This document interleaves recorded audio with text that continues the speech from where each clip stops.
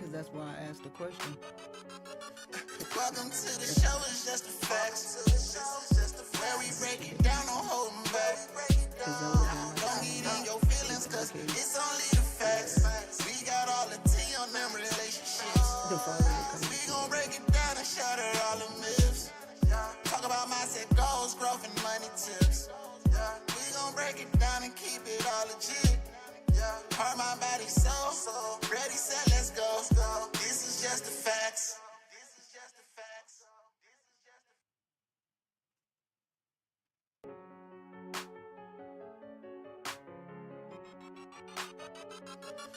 Welcome to the show, it's just the facts.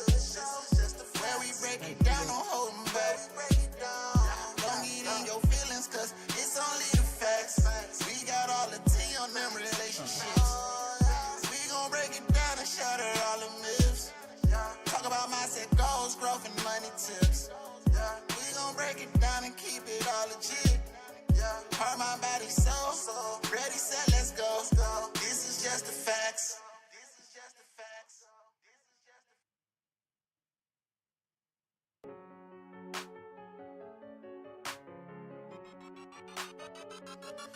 Welcome to the show, it's just the facts. Where we break it down, don't hold them back. Don't get in your feelings, cause it's only the facts. We got all the tea on them relationships. We gon' break it down and shatter all the myths. Talk about mindset goals, growth, and money tips. We gon' break it down and keep it all legit. Heart, mind, body, soul. Ready, set, let's go. This is just the facts.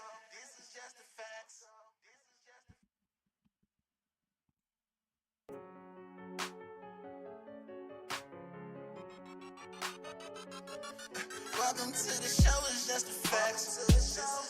Where we break it down, don't hold them back. Don't get in your feelings, cause it's only the facts. We got all the tea on them relationships. We gon' break it down and shatter all the myths. Talk about mindset goals, growth, and money tips. We gon' break it down and keep it all legit.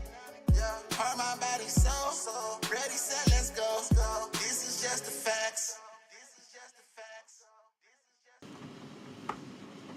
Welcome to another episode of Just the Facts. It's your boy Jay, And I'm T. and this is Just the Facts. Today we got a lot of stuff to talk about, very little bit of time to talk about it, so we're going to try and cover it semi-quick but very thorough. We're going to react to a little bit of this Diddy trial stuff, because the day 2 stuff was crazy. And we're going to talk about a little bit of black fatigue.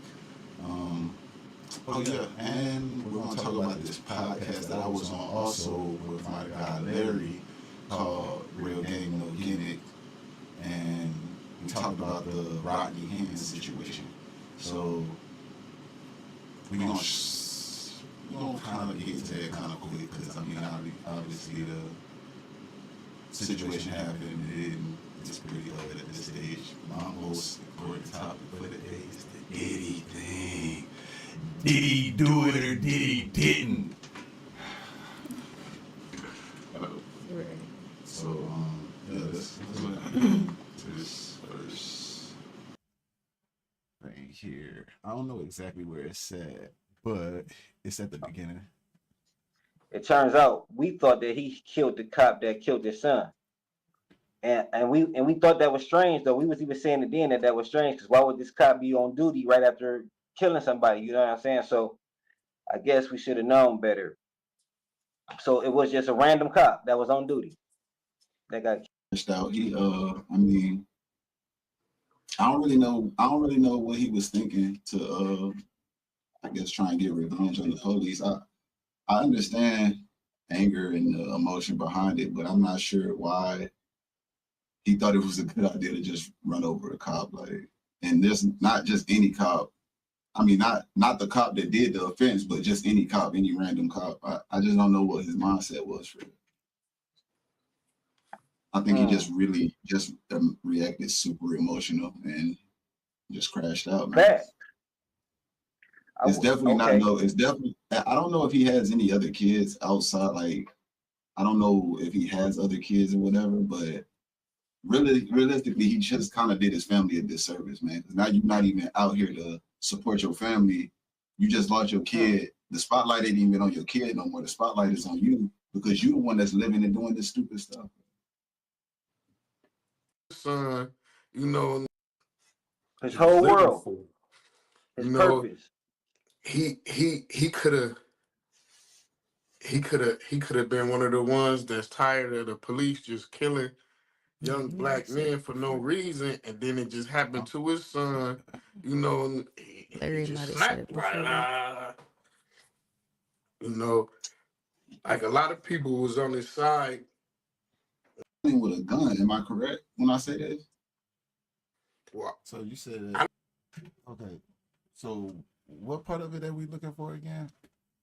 The part where they think. So you don't think that it's? Do you think it's justified what happened with the guy? You know the story, right? Yeah. So do you think that it was justified for them to, for any of the situation, any of it, however you, whatever part of it that you was discussing? Yeah. No, I don't know the man's name, the offender's name. Rodney Hinton. Rodney Hinton. I don't think that he was in the right to kill a cop that had absolutely nothing to do with the killing of his son. Right. So I think both of them also agreed that it wasn't right for him to have killed the officer either, if I'm not mistaken. That's not what I heard. I don't know exactly. Like, it was right before he had said. They ain't really say if they recovered a gun. Like I think this is everything that where we was talking about. They weren't right for killing the kid. Mm-hmm. Obviously, I think that if the kid was in commission of crime and he's walking around with a gun and he's causing a menace to society, then I think that what happens. I don't think it was right to kill him. I think you shoot him immobilized, but we don't know the whole story behind that, so I don't really want to get into that too much. Especially if there's no justice that we see or we. The man that's running. You can't try to talk about the shoot that they're in fear. If they feel like they need when they're in danger. Well, if a person running away, you can't be in danger no more, right? I think so. It's kind of different. It's a situation like I think you're thinking of civilian opposed to what they have the authority to use as their means of necessary to apprehend a suspect if they feel that this suspect causes. I think we talked about like they're executing people. Mm-hmm. We have, they hot head. This is just how they are because black or white, regardless, whatever the color of the cop is, the person like they're executing. It would probably take a while to find. We probably could do it later. Yeah, I don't know exactly where this I'll find it. But anyways, long story short, I think everybody for the most part can agree that Hinton running over a retired police officer was kind of crazy and selfish and emotional thinking.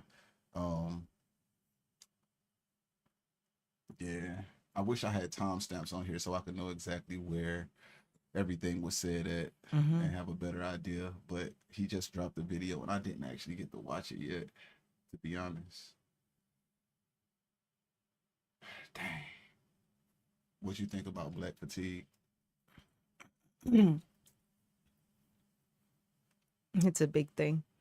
Black fatigue. They talking about black fatigue. It's unfortunate, but it's a big thing. Talk about Shiloh Hendricks, the woman who called a 5-year-old a racial slur. My first impression after watching the video, a little bit of white trash. I have to be honest, the kid was 5. I have worked with 5-year-olds for the last 15 years. Absolutely everything they do is out of pocket. They're like little unhinged drunk people. Nothing they do makes sense. A 5-year-old is capable of rifling through somebody's bag and taking things that don't belong to them. Ask any kindergarten teacher. But I realize why so many people are wanting to defend this. Because Black fatigue is real. I think society as a whole is there. We are just so unbelievably fed up with the ghetto ratchet behavior, entitlement, the victimhood, that they want to praise this woman. But what she did is not praiseworthy.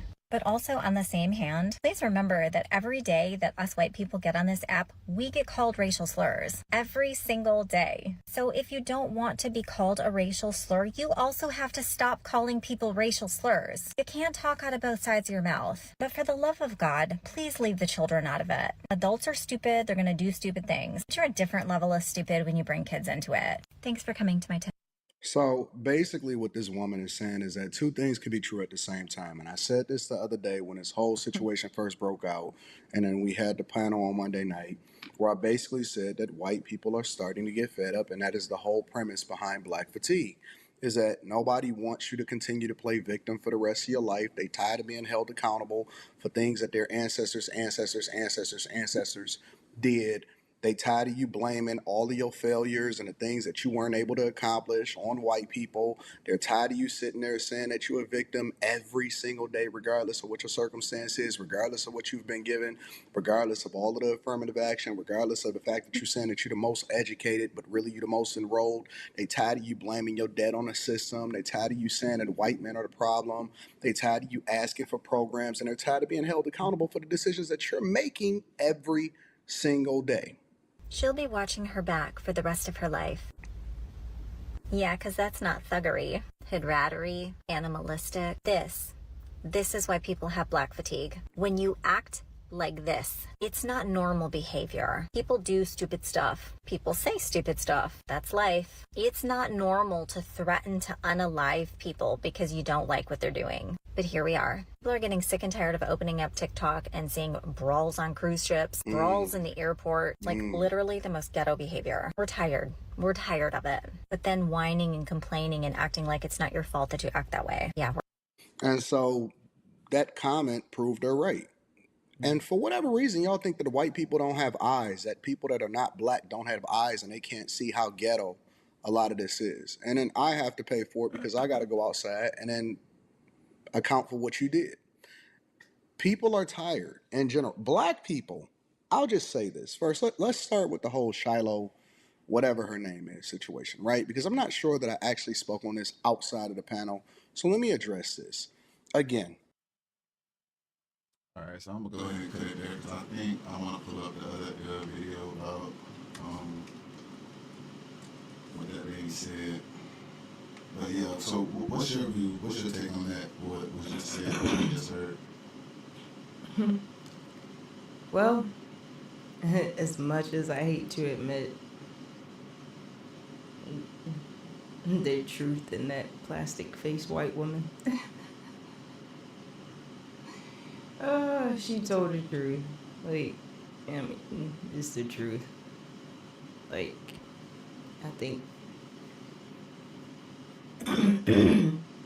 for so many years we have been leaning on, because we were enslaved, because we were enslaved by the white people and this, that, and the third. Like, we just been using that as a mask to cover our bullshit when we know what we out here doing.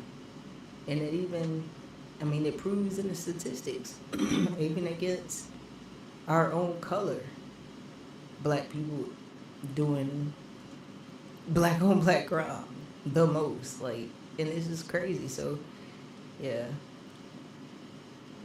she right. We always complaining about something, but niggas don't want to put in no work, have no work ethic, always lazy and complaining. So yeah.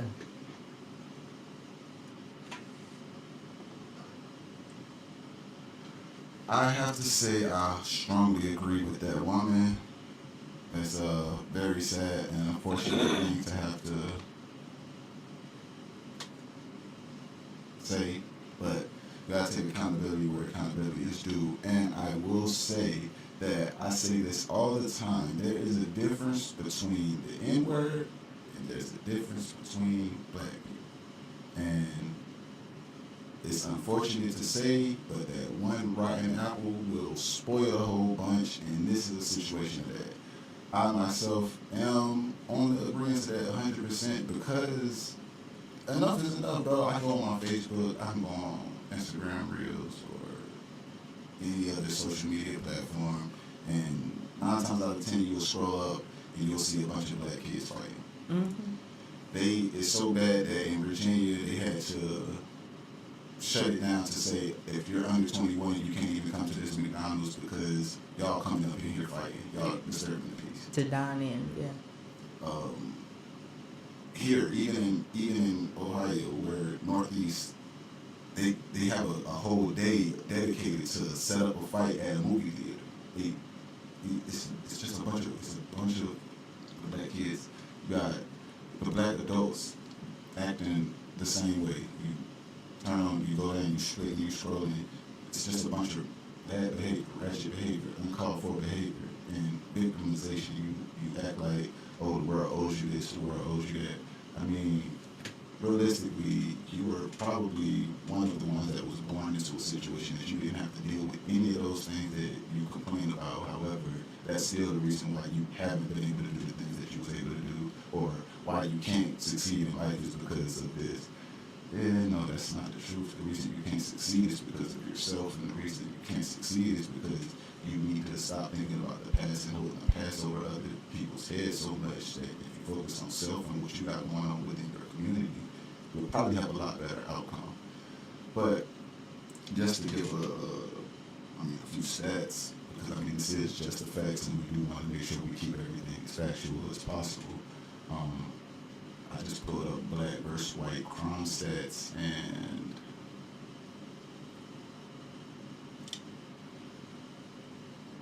we got to think about the fact that the population of America consists of 13% black Americans.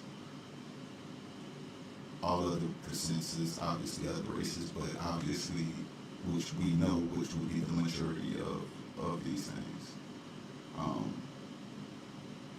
We constantly talk about how the police is always targeting to kill black folks, and how the police is doing this, and how these people are holding us back. So I'm gonna go through these statistics, and we can talk about that and see if the statistics show these same truths or not. So arrest rates in 2019. Actually, I'll share the screen so it can be fully transparent and we can see no fuckery is going on here. Arrest rates in 2019, 69.4% of all individuals arrested were white. 26.6% were black. 4% obviously were other races. That makes the full 100. For violent crimes specifically, 53% of those arrests were white, 25% were black, and 14% were Hispanic. When you look at the victimization rates, according to the National Crime Victimization Survey from 2002, which is pretty old. Oh, okay, there we go. In 2019, the victims of violent crimes were 62% white, 12% black, 17% Hispanic, and 4% Asian. The FBI Uniform Crime reports that from 2018 and 2017 shows 16% of white victims were killed by black offenders, while 8% of black victims were killed by white offenders in 2018. And then 16% of white victims were killed by black offenders, while 9% of black victims were killed by white offenders in 2017. So we've seen an uptick.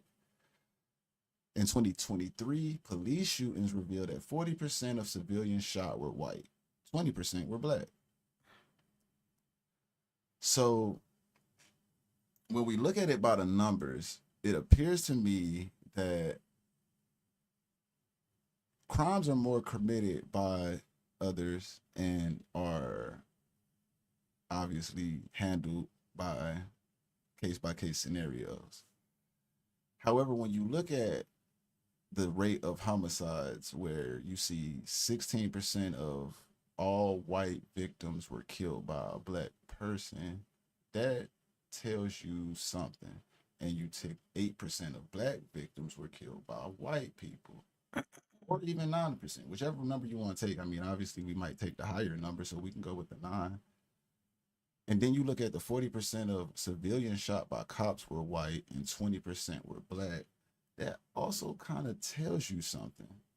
I think that what our issue is that we always want to be the victims of something, instead of looking at the bigger picture and understanding that we're not always the victims of something. We can do better, and we have to do better. And I think I said that on that podcast, that our issue a lot of times is that we don't take full accountability for our actions. This lady on this podcast is the lady that she was talking about. I want to catch exactly where she was saying this stuff. Oh yeah, here we go. It's right around here. Here's the thing. White people have been under attack for years. It's been systematic racism. As much as black people and people of color want to talk about systematic racism in the United States, it's quite the opposite. They get preferential treatment when it comes to getting a job, when it comes to getting into colleges. White people, on the other hand, have been getting attacked relentlessly. Look at 2016 and BLM and all the riots. We just had to sit back and watch people burn down our cities and do nothing about it. So the way to fight back against essentially this anti-white hatred that's been systemically, ingrained in U.S. society is with white unity. We don't see white unity on hang on. Okay, but hang on. Sorry, just to be clear, this has got nothing to do with anything you've just said. This is a disgusting racist woman who repeatedly spews the M-word, first at a young child and then at the person taking the video of her, does it with complete impunity, does it numerous times. We are talking about a bona fide, unquestionable racist. So I don't understand why what you've just said to me bears any relation to white unity or anything that you've just said. She's just a racist. End, isn't she? You wouldn't dispute that. It's not about her. It's not about her. It's about well, it is about her. Coming together and supporting another white person. And it doesn't matter. Why would you want to support a white racist? Because I want to support free speech, and you cannot have free speech in a country. No, that's fine. You can support free speech, but you also have to be accountable for what you say. She is. I mean, would you use the N-word out of interest? Yes. You would. Mm-hmm. I do quite frequently. You use the M-word quite frequently. Well, why? Other than the fact you're a despicable racist, are you? Some would say I am. I guess according to the ADL, I'm a white supremacist. I'm a neo-Nazi. Yeah, well, if you use the M-word repeatedly, you are a racist, then, are you? Sure, I'll embrace that. If that means forwarding, helping white people achieve freedom of speech, real freedom of speech, which, by the way, Shiloh Hendrix is being attacked on all fronts. They're trying to bring legal charges against her. They're trying to get her children taken away. So you were saying, Carmelo Anthony, it doesn't matter. That's a different. Sorry, but just to be clear, you just said to me you use the N-word regularly. In what context? Do you use it with black people? Yes, if it's appropriate. When would it be appropriate to use the N-word? When would it be appropriate? Anytime I feel like it. So you're an unashamed racist. Correct. All right. So what you got to say? What you take from this little clip or snippet? And do you think we should play it a little bit further to hear from? I'm just very interested to know what more is going to be said for sure. Like, I don't know, like, ooh. That was a bit much. Like, she ain't got no filter. Like, we're talking about a 5-year-old kid. Like, why would you think that that's appropriate? Would you want somebody to call you a cracker? Like, excuse my French, sorry. Would you want somebody to call you out of your name in general? Like that? That don't even make sense. I can say, I'm just kind of disgusted. I'll say, I'm not sure if we got to that part, but she said that this was our country, which is meaning by that she's saying this is their country. And I 100% agree with that. And I also agree with the fact that people should be united with their people. Like, it's a tribal thing. Like tribalism is real. So like, you know how you will root for a team if you see a bunch of black people because you're black, right? And if you're a white person, if you see a team that got a bunch of white people, you will root for that team because there's a bunch of white people, and I'm cool with that. However, the hatred and the fact that, like, see, I have this thought that racism is a thing that it happens, like it's among us, right? Like you kind of can't get away from it because it's a prejudice, right? Racism and prejudices lie on the same thing, correct? Would you say that?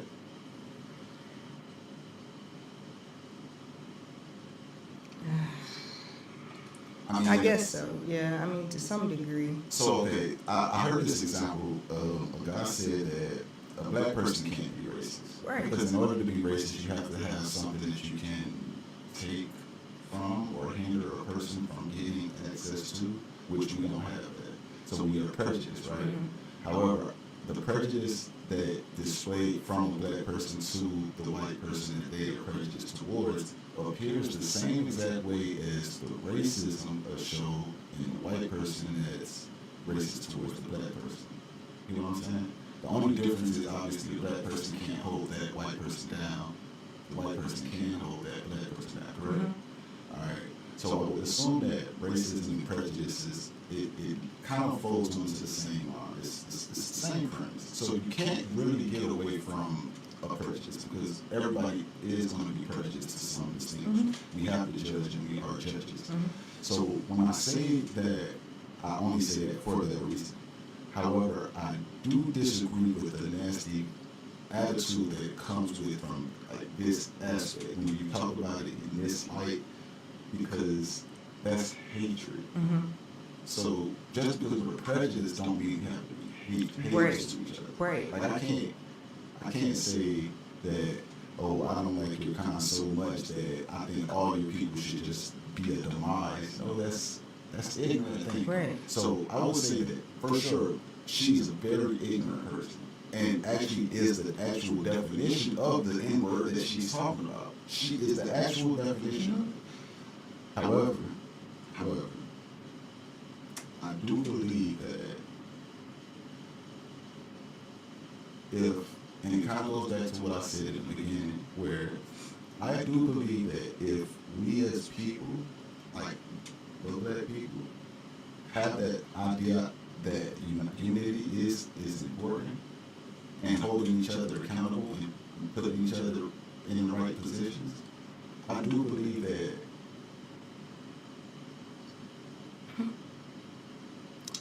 eventually over time, maybe not in my lifetime, maybe not in our lifetime, there can be a change in the narrative, right? Maybe. However, it's kind of hard to change the narrative when you think about the fact that black fatigue is a real thing. So you kind of set a situation where, I mean, if you think about if people was coming, if you had people that came to your house and they was reckless, I mean, you kind of look at them kind of crazy too, right? Not saying that I agree with her point or what she's saying, but I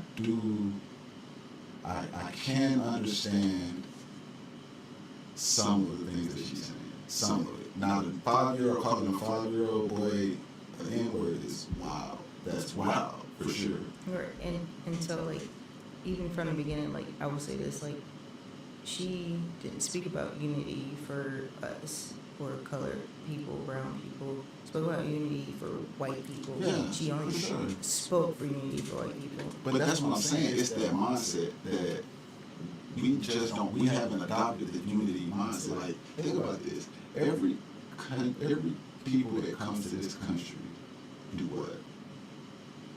If you think about the Mexicans or the Hispanics or the Africans or the Haitians or the Dominicans or the Puerto Ricans or the Cubans or anybody else that comes to this country, what do? They click up. Because they want to find each other. They work together. I wouldn't say they want to find each other, but they know the benefit of working together. It's strength in numbers. However, we as people, for some reason, we'll see a person going up, and now we want to talk we want to bring that person down. We want to bring them down so bad. We cannot stand to see somebody up.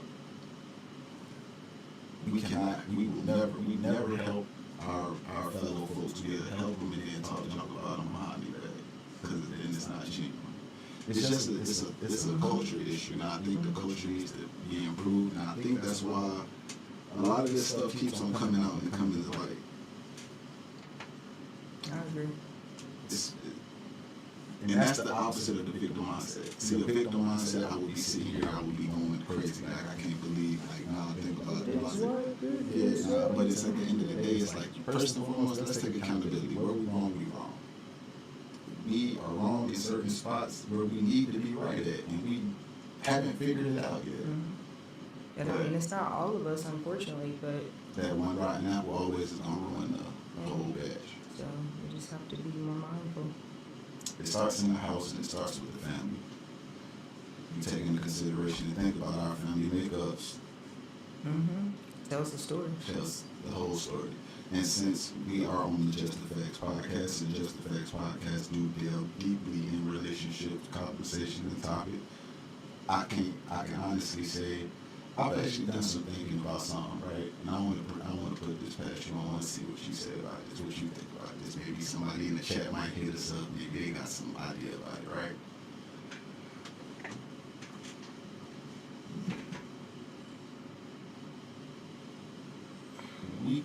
Women complain that they are pumped and dumped, right? Like they left with the kid, stuck with the kid, right? Who controls the sex market? Oh, we do. Women do. So, do you think that if women was more mindful of who they was opening their legs to and had a little bit more discernment and maybe just said put some pushback on it, like, oh no, I'm gonna just wait and make sure that this guy is the right guy that's gonna actually be around to take care and provide for my family if we have a kid or lost this kid, so without. Don't you think that maybe those home situations probably be a lot better? I mean, it wouldn't be so many single moms in the world, or in America, I should say.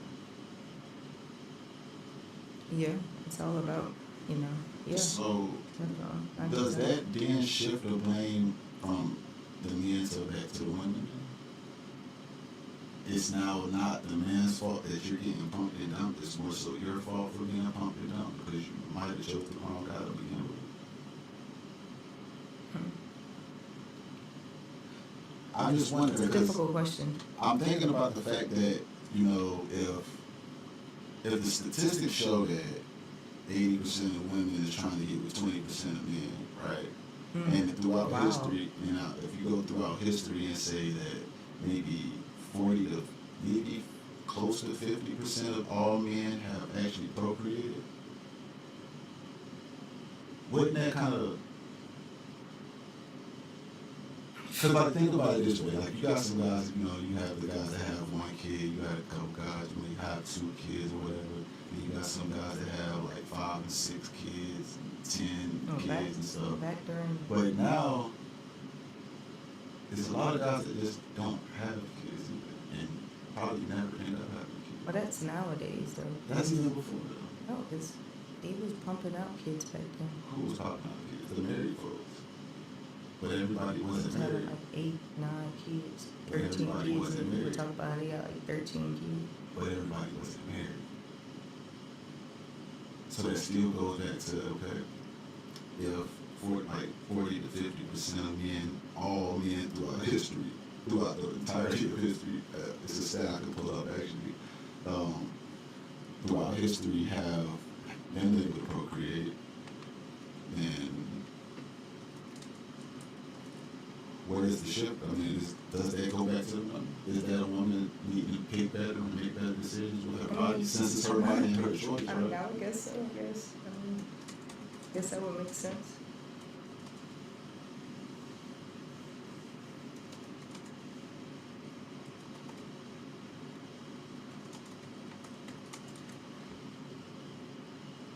Yeah. Mm-hmm.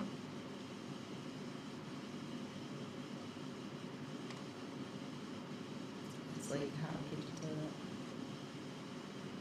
tell? That's a hard question. That's I think.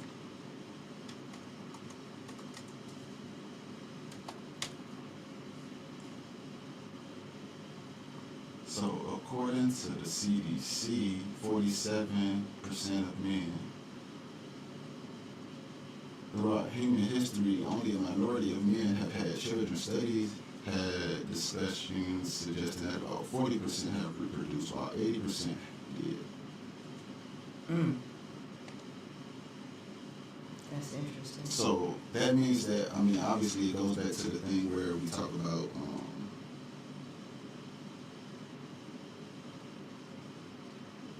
hypergamy, where women will always go for the most resourceful men, and the men that are taller, have the certain shape, certain jaw structure, certain physical attributes. So that means that you're only going to procreate with the people that meet those criteria. Like, maybe. there is those guys that don't meet those criteria. I mean, obviously you can't say one shoe fits all feet. It's never gonna be that. However, obviously that's why it's 40% and not 100%. So I would say that typically it seems to be that with that notion and that understanding that most women have gravitated to the same men anyways, and all have had kids by the same men anyways. Wouldn't that mean that it's time to self-reflect and say, hey, you know what? I'm not about to be a single mom. Before we even do the do, we gotta make sure this is true. Right. And I think that's what I was thinking. I just was thinking about that. So I just feel like, yeah, baby, we gotta revert this program a little bit. Yeah.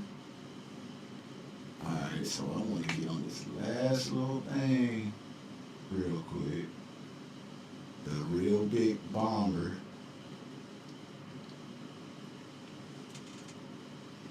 Is it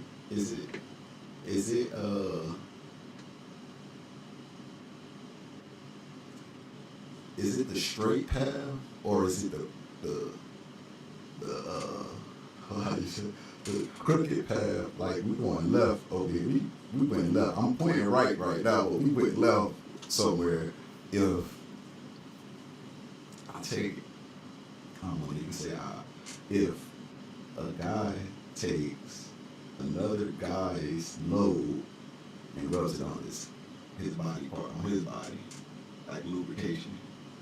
What do you think about that? Is that a straight thing, or is that a left turn somewhere? I Did he make a wrong turn? I was somewhere down the line. He made a wrong turn. Man, listen, hold up, but ain't that much kinkiness in the world. They knew what they was doing when they ended that trial today, because that was the last thing that came out. Was it? That was the very hold up. Funny. Look, this was the last thing that came out today. Hold up, we got to pull it up. This is hilarious. Hold up, the last thing that came out. We gonna be about right here. 8 hours.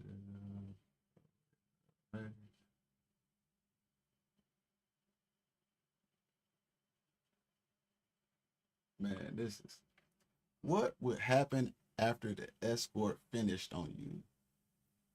Cassie said Sean would want it put on his body in the next room. Did you do that? I did. Where? Usually on his nipples. Did you want to do that? No. But you did it anyway. That boy took a wrong turn down a dirt road and he ain't never came back yet. I ain't gonna cap. When I heard this right here, this blew my head off. I ran outside. I went outside. I was at work when I heard this. I went outside. I yelled at the top of my lungs. I said, bruh, this shit is crazy. This shit crazy, but you can't make this shit up. Bruh. He did what? Put it on the. He just laying there. Come on, baby. Put that shit on my knee. Bro, like, come on, bro. What It's is you? so nasty.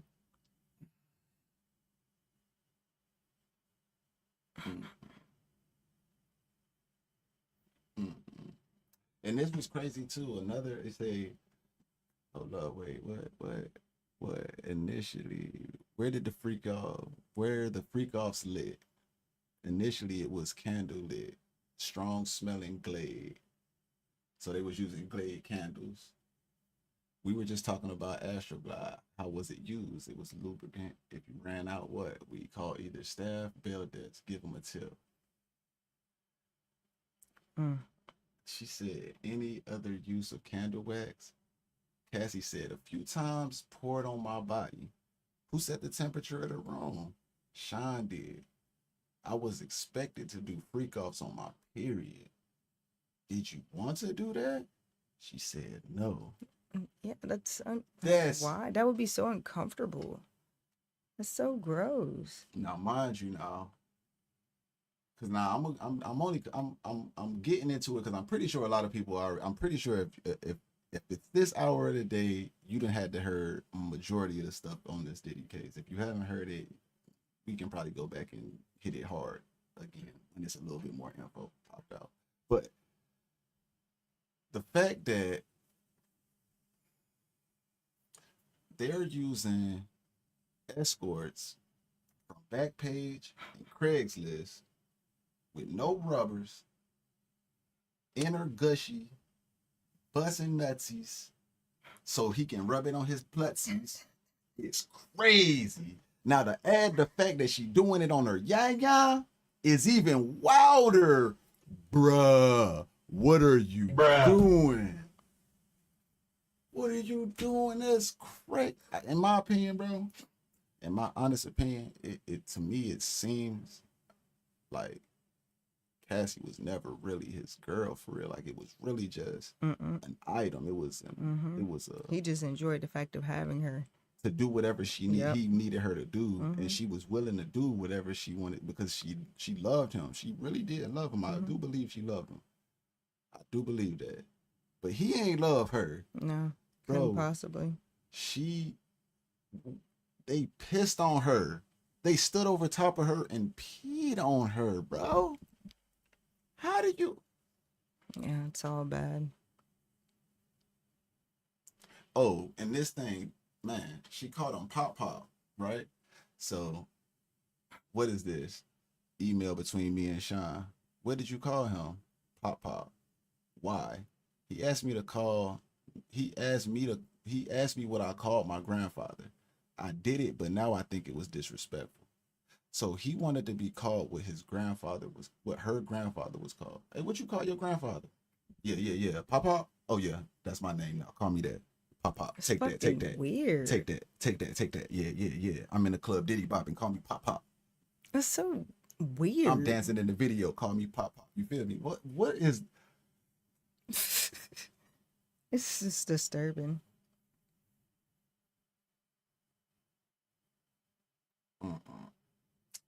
I brought it up gently. I didn't want to just do it with someone else. Were you able to express your concerns with him? Why would you talk to him gently? She said, I didn't want to make him angry. Man, it's just crazy how it's crazy how you, like, when you hear the story, it sounds so sad, it sounds so bad, and it's like, dang, your heart goes out to her. But then when you hear the story, it's kind of like, well, dang. Because it says right here, look. You kind of complicit with it. Like, you kind of cool. Do you recall all of the freak offs? That would be impossible. Did you want to stop? Yes, I was humiliated. I didn't have those words then. I couldn't talk to anyway about it. Then she starts crying.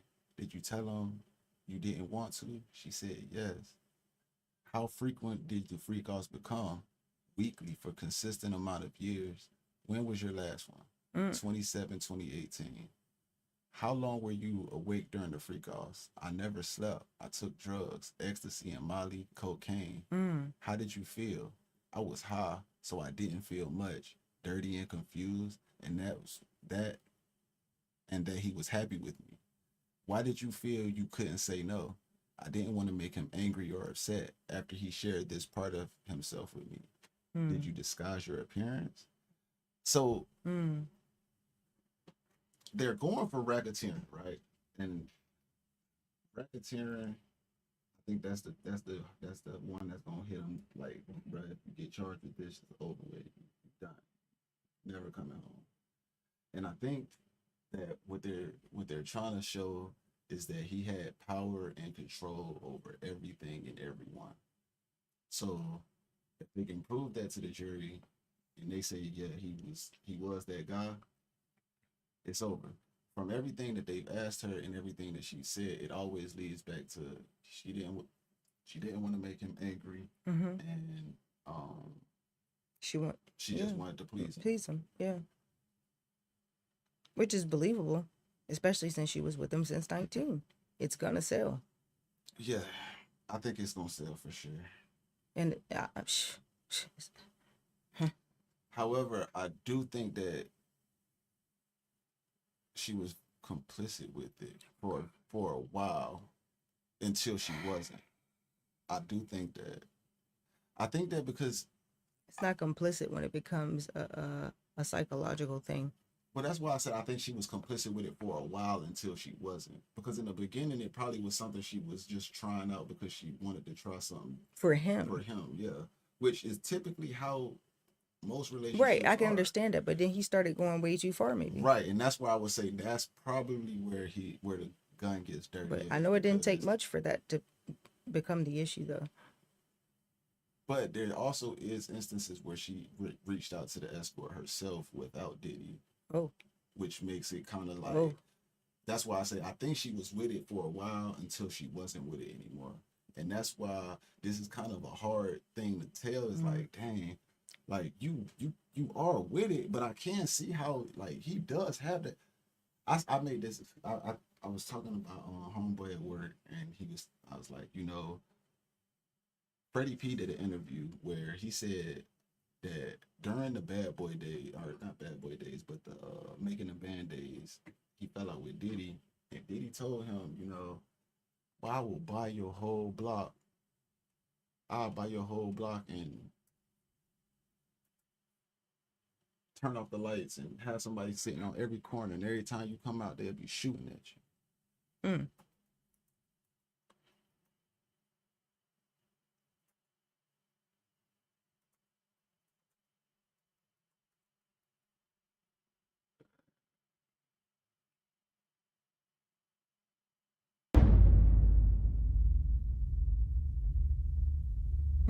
4 or 5 in the morning, and me and Dalon got back first. Let me tell you how. And that's just what me and Dalon did. He said, we got the cheesecake. He was like, I don't want that shit. Take that shit upstairs for Beyonce. Then he said, they was like, yeah, man, we wanted to tell you, Fred and Dalon, they ain't walked back. Trying to be on some snitching shit. He was for the cheesecake. And he like, man, move it. Keep it moving, money. At first, as the editing going on, because they got me when I was talking to Ness. But when he came down, I'm no longer in the this shit. I don't even know if this shit real. Like, I had never met nobody famous in my life. I'm like, I'm trying to get back to get this fucking money. This nigga, he playing with a nigga. That's just what I said. Boom. So I'm looking for an excuse to get home. My family used to beg me to stay there. They used to be like, boy, man, just stick in. I'm like, bitch, I had a son on the way. It was a lot back then. Like, and kept walking that way. Like, I respect that shit. Like, but if you not, he might just f with you, I mean, a lot of niggas around me, a lot of niggas in our groups, in our situations was getting push arounds. All the niggas push around. Except for the nigga who worked for Vlad. I never seen him in a compromising position. What's his name again? Man, Sean Perez. But I never seen Sean Perez in a compromising position. That's probably the only dude, and I wouldn't speak for no grown-ass man, but that's probably the only dude.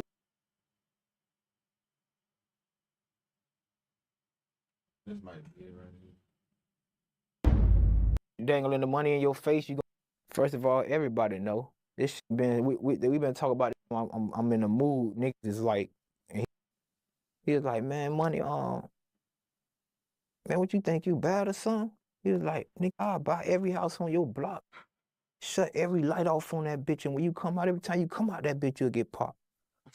So when another nigga tell you some shit like that, you like, get I show that because at the end of the day, like, and he said this too. Hold on, he said it too. your animated ass out of here, goofy ass. You feel what I'm saying? When he tell you some shit like that, you go to picture him purchasing.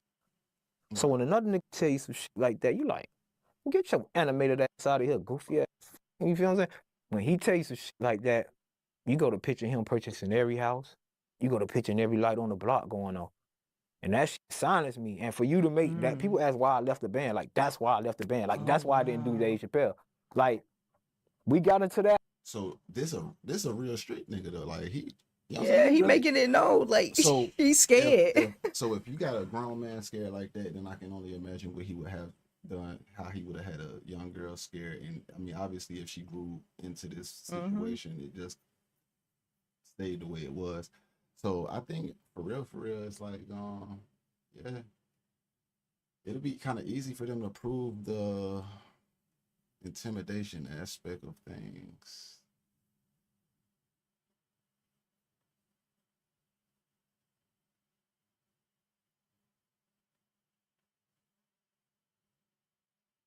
It'll be easy for him to and then if they have his old workers and stuff come in and talk about his behavior and how he intimidated them, it's over with. Racketeer, you done. So Cassie kind of dropped the bag almost, but I think she redeemed herself with the crying and the She's pregnant.